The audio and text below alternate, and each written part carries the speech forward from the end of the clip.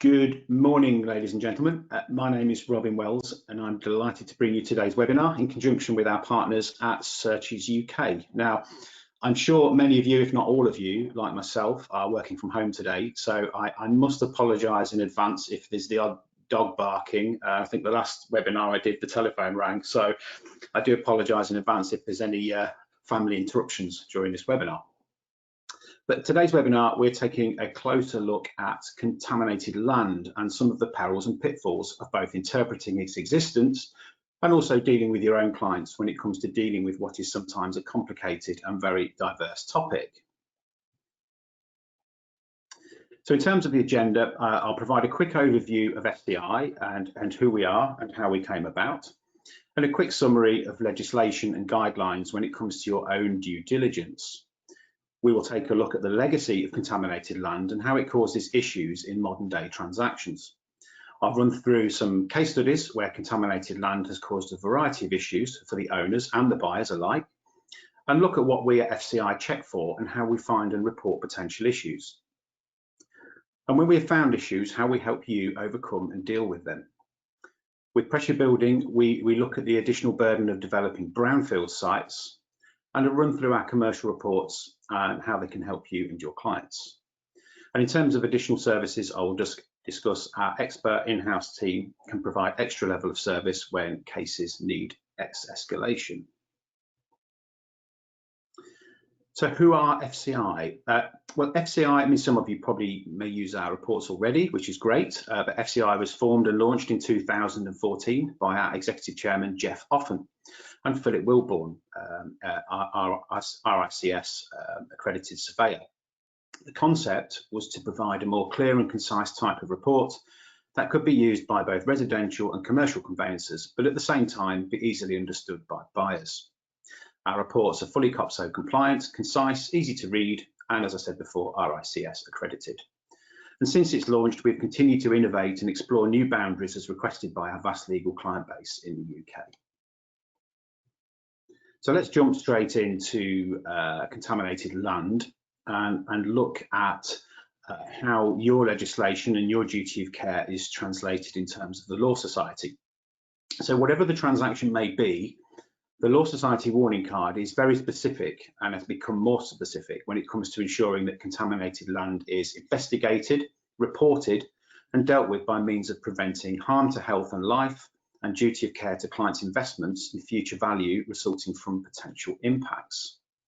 Interestingly, on the other hand, the CML guidance is slightly different. From a lender perspective, the CML handbook, although this varies from lender to lender, alludes to the conveyancers providing Part 2A evidence from local authorities or referring to the Contaminated Land Register.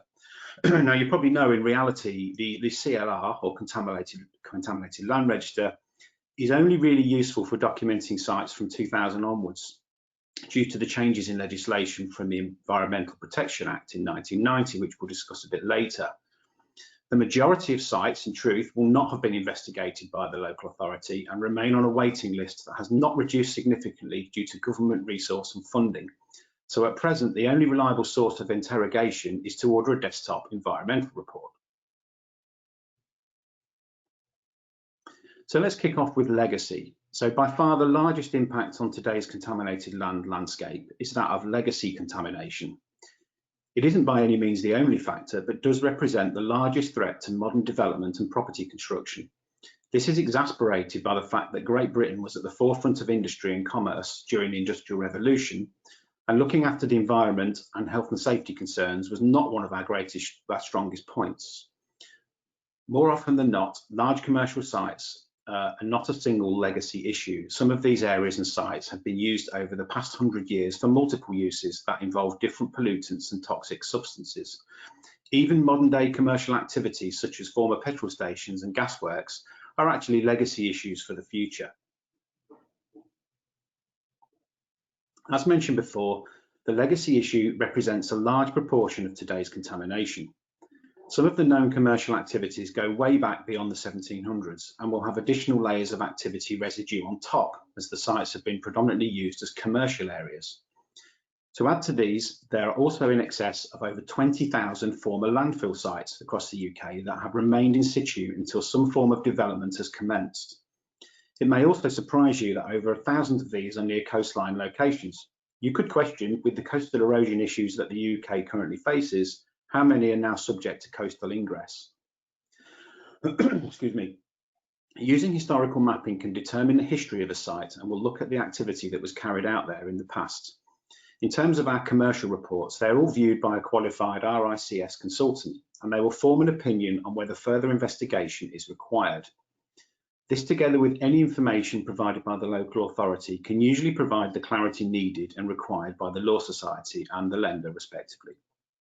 However, with increased pressure to further explore and redevelop brownfield sites, it does mean that this kind of interrogation is going to become more frequent and sometimes more complex.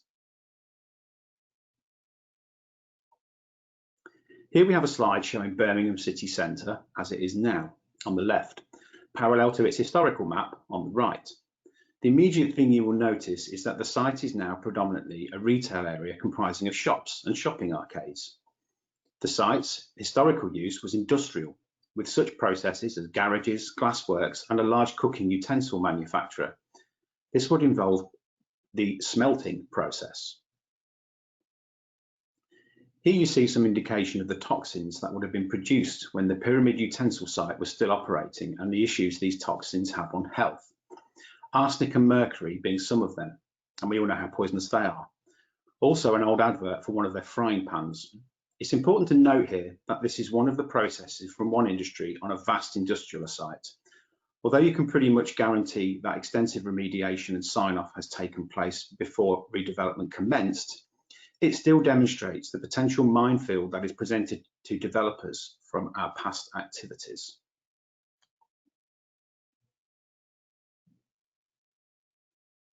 So going back to my previous comments on the criteria as required by the CML for most lenders, coupled with the increase in demand for brownfield development and the lack of investigated sites, it highlights the need and requirement for companies such as FCI to provide detailed analysis and a form of recourse for the conveyancing sector today. And that slide demonstrates that there are a vast amount, 225,000 potentially contaminated sites, with only 5% that have actually been investigated. So going back to my point about the contaminated land register, I think that highlights how far behind we are in actually having a single port of information to get this contaminated land data from. So let's have a look at a few case studies that involve legacy, current, and even errors in the remediation process. This first slide just demonstrates the rigours and procedure that are undertaken when a former industrial site is purchased with the intention of becoming a residential development.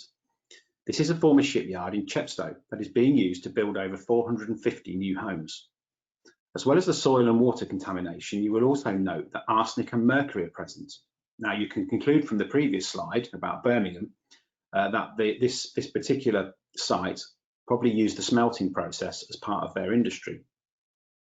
A constant gas monitoring program has to be used to measure any increase in toxicity during the construction process, and that's a really hard word to say. I think it's important to remember this process and subsequent surveying and remediation process is extremely expensive for the developer. All of this cost has to be taken into account and constantly adjusted when forecasting the profitability of the site. Slight changes due to new findings and corresponding actions can be damaging financially and delay the construction.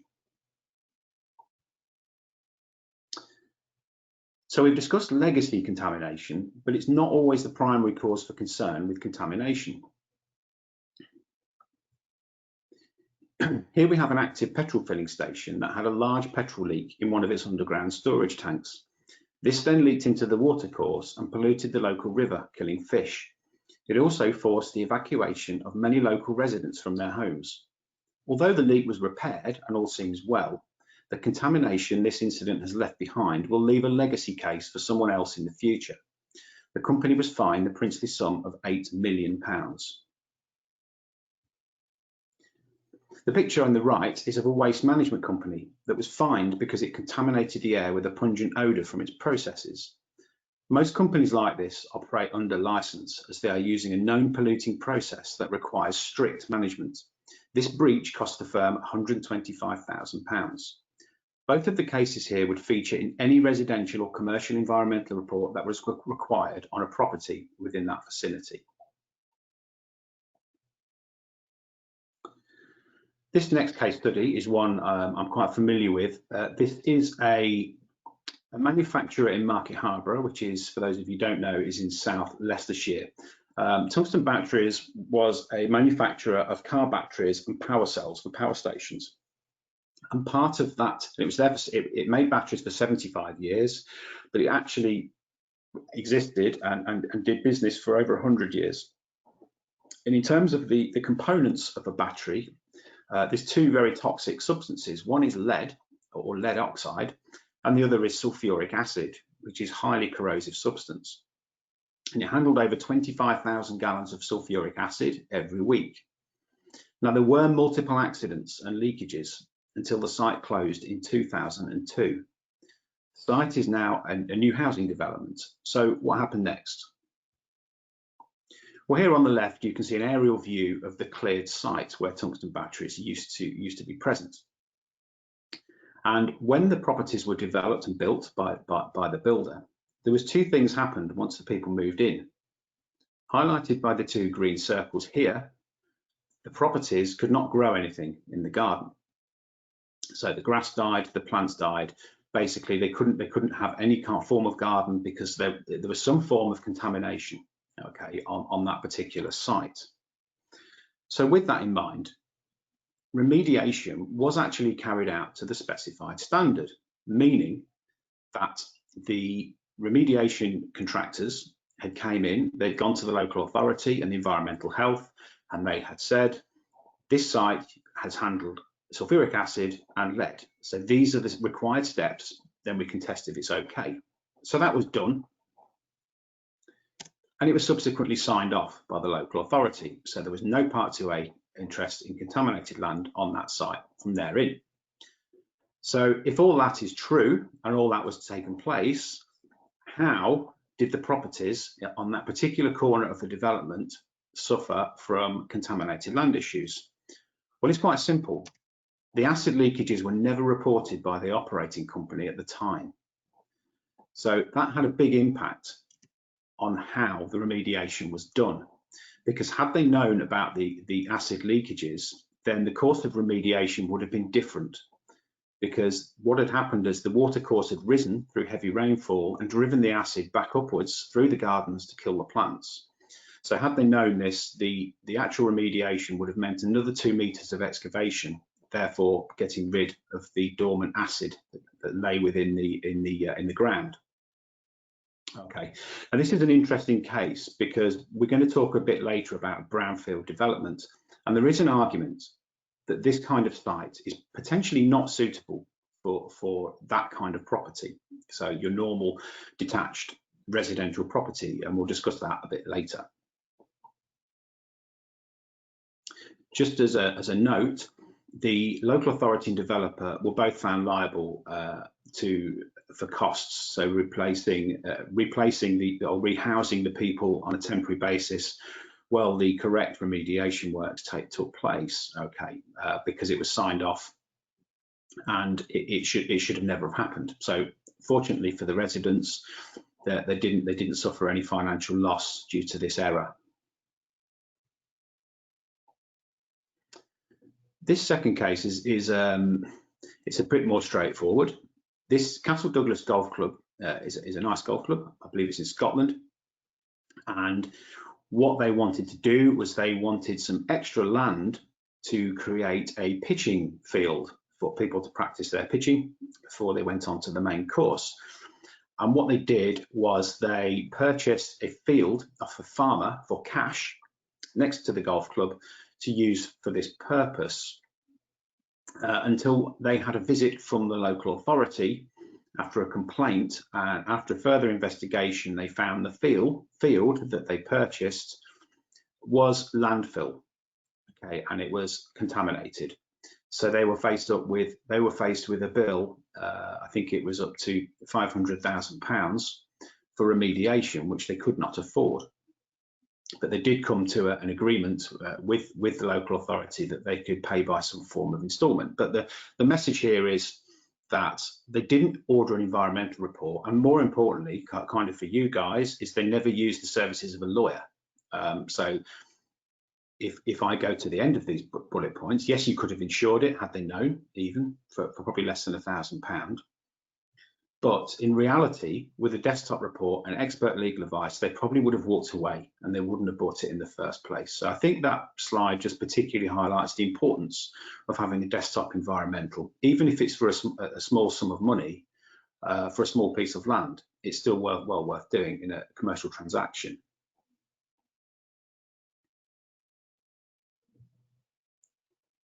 Okay, let's take a look at the defining criteria and triggers we search for when producing an environmental report.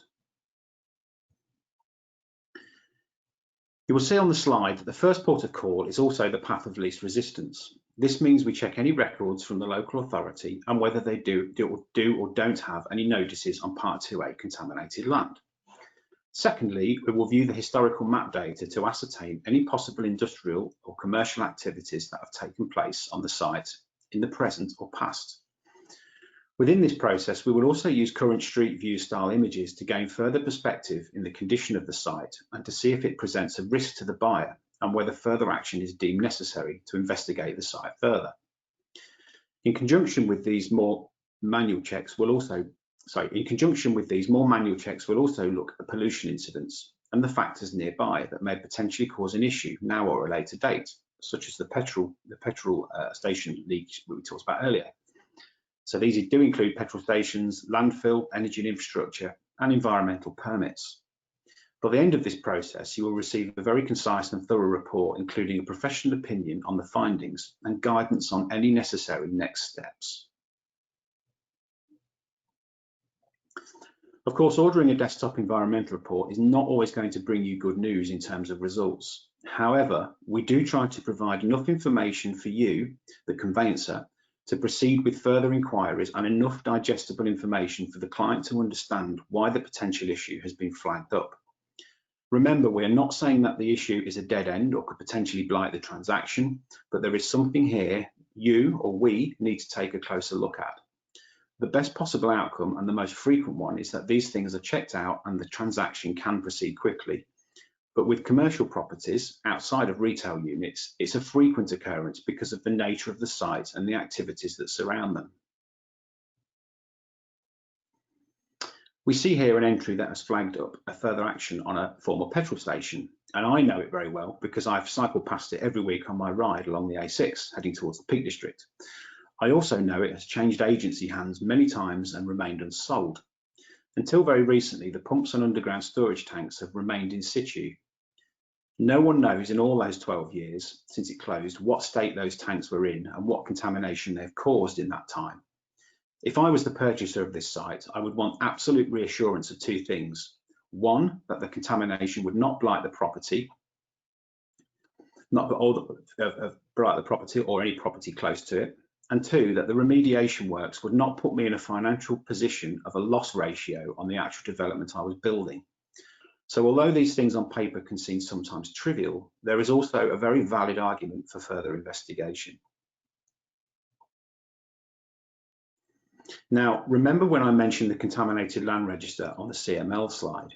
This alludes to the Environmental Protection Act 1990, which made the contaminated land guidance far more rigorous and stringent for anything built post-2000.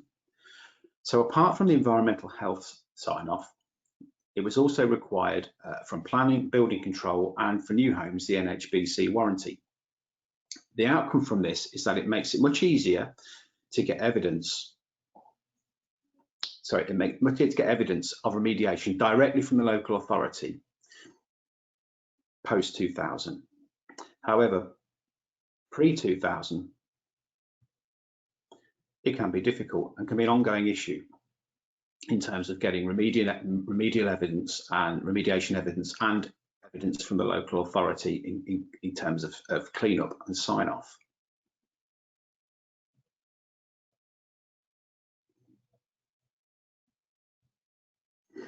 In terms of any further actions being turned into past status, the process can be quite simple and fast. If, like many commercial lawyers, you share a data room or Dropbox to hold key remediation information, this can be extremely useful for us to quickly address any highlighted issues and resubmit your past report. Any evidence you do hold, you can email to us, and a reissued report is usually sent the same day. Evidence can be sent to us in the format of an HBC certificate, a photocopy of headed letter from the local authority, or email response with official signature. In addition to investigating further actions, FCI also offer a suite of services that can provide a much more detailed analysis and opinion of any issues found on the site or property. These include the review service that I mentioned before. We carried out a further interrogation of documented evidence you supply. This is free of charge and results are back within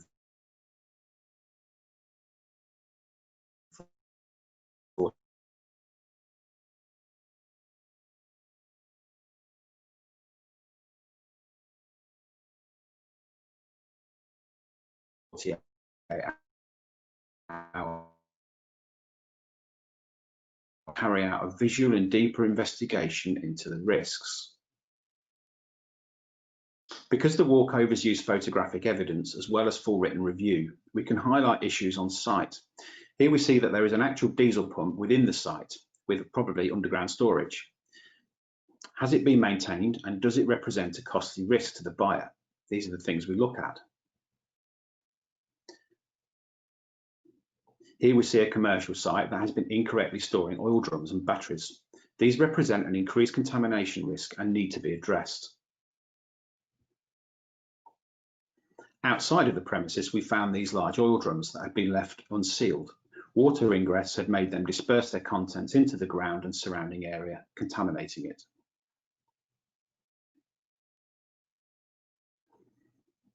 Let's move on to brownfield. One of the key areas that the government is keen to exploit are known as brownfield sites. They are constantly in the industry news and not always for the right reasons. So what is brownfield? Brownfield land is an area of land or premises that has been previously used but has subsequently become vacant, derelict or contaminated. This term derived from its opposite, undeveloped or greenfield land or greenbelt land. Brownfield sites typically require preparatory regenerative work before any new development goes ahead and can also be partly occupied. So what is the background? Brownfield land gained political significance after the government set a national target in February 1998 to ensure 60% of all new developments were built on brownfield land. In planning terms, local authorities use brownfield development to help regenerate decaying inner urban areas. This approach is deemed preferable to developing on green space. Planning policy statement, published in November 2006, reiterated the government's commitment to 60% target for new homes built on brownfield land, stressing that local authorities should continue to prioritise brownfield land in their plans and take stronger action to bring more brownfield land back into use. So why the controversy? Businesses and developers are often unenthusiastic about developing on brownfield sites because of the expense of clearing contaminated areas and the limitations on building growth. The planning process is often seen by some as a major stumbling block to increasing brownfield development. Obtaining the necessary permissions can be delayed by negotiations over cleanup operations and other concerns. This can be the case with housing, where brownfield areas may not be suitable for gardens. Remember the tungsten battery slide? Although they are usually adequate for city apartment developments. Developers are sometimes accused of being more inclined to construct more profitable, larger executive housing in attractive rural settings, rather than redeveloping decaying areas with limited space. A further area of controversy was the designation of gardens as brownfield. Planning guidance had previously placed gardens in the same category as derelict factories and disused railway sidings, leading to the practice of so-called garden grabbing, where an increasing number of new houses were built on back gardens. Councils and communities were powerless to prevent this erosion of green space in their area, and environmentalists raised concerns about the impact on urban wildlife. In response, the government unveiled plans in June 2010 to take gardens out of the brownfield category. The Department for Communities and Local Government said the move would dramatically transform councils' ability to prevent unwanted development on gardens and thus enable them to protect the character of their neighbourhoods. Excuse me. All of this controversy is also compounded by the cut in funding by DEFRA to assist in the clean-up of contaminated brownfield sites. This puts further financial pressure on developers, with a great number of sites now being unviable for them to proceed on.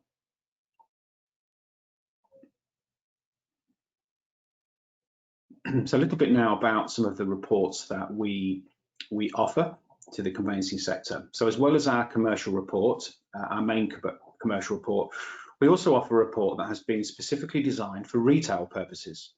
The reason being, we have long been aware that conveyancers' feedback has been that large commercial reports costing in excess of £200 are not suitable for small retail units that are normally smaller than a flat or a small house. Our report costs just £75 and covers environmental, including contaminated land, has a full flood report and ground stability. The report covers uses A1 to A5 usage and C4, and also comes with £100,000 worth of remediation insurance on all past reports on contaminated land matters. Now, feedback tells us that this report perfectly fills the gap between residential reports and the larger commercial site reports, and is perfectly positioned on price for the client. Now, with retail, you may be forgiven that feeling the need for an environmental or contaminated land, checking for contaminated land, is not absolutely necessary because the risk is low. However, because it also contains a full flood report, it does protect your buyers against perhaps buying something that is at risk from another factor. This is a row of shops in Leeds that recently, I think it was Boxing Day, flooded quite unexpectedly due to Storm Eva. So in terms of value, the retail report does represent good value.